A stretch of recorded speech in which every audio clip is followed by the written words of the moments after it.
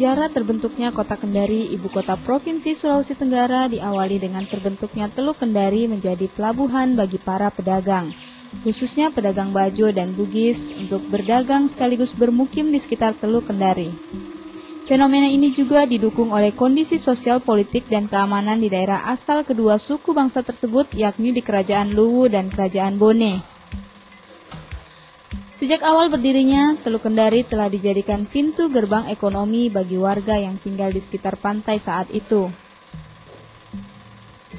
Hal ini diperkuat dengan kunjungan Vos Major berkebangsaan Belanda pada tahun 1831 yang menjadikan Teluk Kendari sebagai pelabuhan transito dengan membangun loji atau kantor dagang.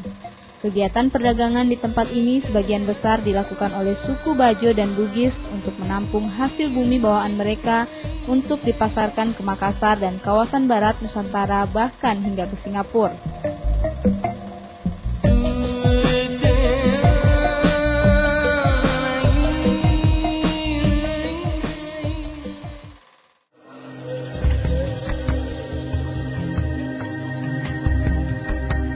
Sejak awalnya, Teluk Kendari dengan luas sekitar 18 km sudah memiliki peranan yang sangat penting terhadap perekonomian masyarakat, baik untuk menyediakan jasa pelabuhan, lokasi wisata dan hiburan, maupun menjadi sarana transportasi angkutan laut.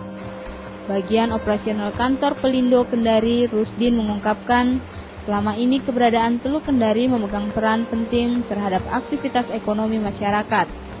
Arus lalu lintas angkutan barang yang masuk di Pelabuhan Kendari mencapai 27 kali setiap bulannya, di mana 12 kali untuk kapal kargo yang berukuran besar dan 15 kali untuk kapal barang yang berukuran sedang. Itu kegiatan yang dilakukan oleh PBM. Terus setelah itu barang distribusi oleh MKL. MKL masuk ke pelabuhan, kita menagih sama dia itu cuma pelayanan pas halaman namanya. Untuk itu kegiatan pelabuhan murni. Terus untuk rupa-rupa usaha seperti tadi sudah disampaikan, itu kegiatan pelayanan kapal penumpang. Rupa-rupa usaha namanya, di situ kita ada penagihan pas penumpang kapal, namanya pas terminal, terus pengantar penjemput, yang besarannya mungkin tidak terlalu memberatkan masyarakat lah. Pemanfaatan Teluk Kendari untuk penyediaan jasa pelabuhan yang dikelola oleh PT Pelindo telah memberikan kontribusi pendapatan mencapai miliaran rupiah.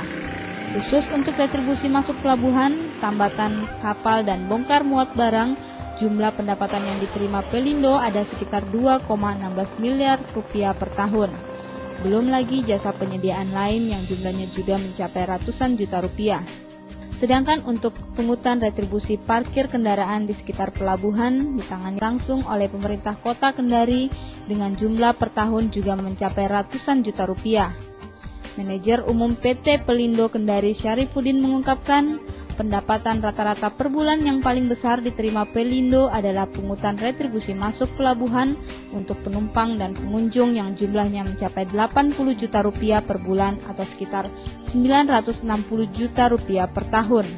Masalah pas-pas itu, pas kayak pengantar penjemput, itu kita pungut per orang itu cuma 2.000.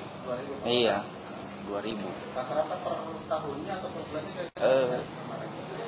Gambaran per bulan tergantung dari hit banyaknya hit penumpang, pengantar penjemput. Kalau penumpang pasnya itu di tiketnya 4.000 kita pungut. Kalau penjemput 2.000 pas masuknya. Iya. Iya, sekitar 80 juta ya, 80 juta. 80 juta per bulan, iya.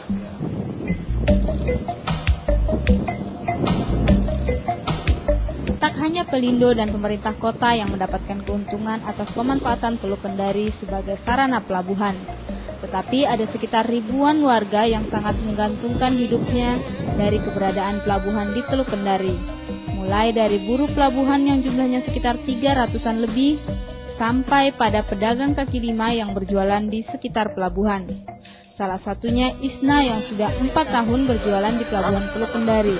Setiap harinya pendapatan yang diperoleh mencapai kisaran angka 400.000 hingga 500.000 rupiah. Sekarangnya sudah di sini, anak sekolah, makan, pokoknya sendiri saja lah yang biaya rumah tangga tuh. Iya. Kalau dihitung setiap hari berapa dapat dari berjualan Kira-kira paling 4 atau 500. 4 atau 500 tiap hari itu. Iya. Tidak tergantung juga Pak, tergantung penumpang juga. Kalau seperti harga begini Pak bisa lebih dari itu. Bisa lebih dari itu. Apalagi sekarang mau lebaran atau Iya. lebaran. Pendapatan per tahun yang diterima Pelindo, pemerintah kota maupun ribuan warga di sekitar pelabuhan dan Teluk hingga kini masih relatif stabil. Bahkan cenderung meningkat seiring dengan peningkatan aktivitas perekonomian masyarakat. Namun, tanpa disadari, keberadaan Teluk sebagai gerbang ekonomi kota Kendari mulai terancam. Laju sedimentasi atau pendangkalan Teluk sudah mencapai ribuan ton per tahun, sehingga cepat atau lambat, Teluk Kendari yang sudah menjadi pintu gerbang ekonomi kota Kendari akan menjadi daratan. Berdasarkan kajian ekonomi, pendangkalan Teluk Kendari yang setiap tahun meningkat akan memaksa sejumlah kapal angkutan barang yang berukuran besar tidak bisa lagi masuk pelabuhan Kendari. Berdasarkan informasi yang disampaikan Kepala Administrator Pelabuhan Kendari, kedalaman teluk yang berada di sekitar pelabuhan kini tinggal 8 meter atau saat air pasang, dan pada saat air surut, kedalamannya tinggal sekitar 6 meter. Meskipun demikian, petugas Pelindo maupun petugas Atpel Kendari menganggap belum mempengaruhi aktivitas pelayaran. Namun bila ini dibiarkan, sudah pasti kapal barang yang berukuran besar tidak dapat bersandar lagi. Ini ke Atpel, bahwa di daerah situ sekarang sudah terjadi pendangkalan. Itu belum ada informasi yang resmi. Sehingga sampai sekarang kita masih tetap melayani kapal di situ. Kalau misalnya memang itu ada resmi bahwa Pak ini dermaga di depan sini mulai dangkal segala macam laporannya resmi, ya mungkin kita antisipasi. Tapi sebelum mereka laporkan bahwa itu ada dangkal dan lain-lain segala macam, kita sudah dari atas sudah mengantisipasi itu dengan prosedur tetap pemanduan kapal. Bagi pemerintah kota, pendangkalan Teluk Kendari ini mungkin tidak akan mempengaruhi tingkat pendapatan kota maupun perekonomian masyarakat. Sebab pelabuhan barang sebagai pintu gerbang ekonomi akan dipindahkan di Kelurahan Bungku Toko. Tetapi, ada beberapa persoalan yang dihadapi pemerintah kota sehingga hal ini akan mempengaruhi kondisi ekonomi masyarakat. Di antaranya, ikon kota Kendari akan hilang dan ratusan bahkan ribuan masyarakat kecil yang hidup di sekitar Teluk Kendari akan kehilangan sumber penghasilan, dan paling parah lagi adalah fungsi ekologis Teluk Kendari akan hilang. Dari batas pemukiman paling akhir sampai ke Teluk Kendari itu yang kemudian sudah dipenuhi dengan limbah-limbah sampah, limbah domestik rumah tangga dan sebagainya. Sehingga memang kalau dikatakan bahwa apa kata Hura, nipa-nipa menyumbang sedimentasi besar ke Teluk, itu juga tidak.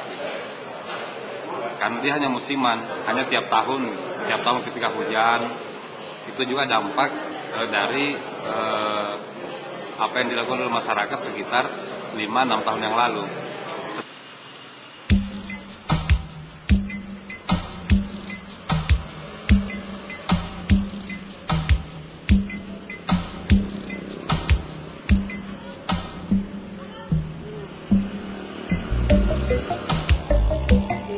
Keberadaan Teluk Kendari sebagai ikon kota atau pintu gerbang ekonomi masyarakat merupakan sesuatu yang sangat prinsipil yang harus menjadi perhatian.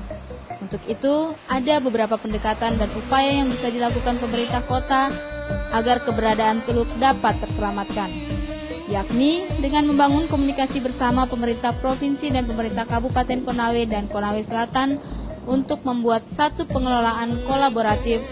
Sedangkan jutaan ton lumpur yang tertimbun di dalamnya harus dikeruk. Selama ini, upaya penyedotan lumpur yang ditempuh pemerintah kota cenderung mubazir karena laju sedimentasi teluk tidak sebanding dengan kapasitas daya sedot mesin. Pelayaran, jadi kita sebagai penyedia jasa, maksudnya kalau Teluk Kendari nggak ada, ya mungkin kita juga di sini tidak eksis.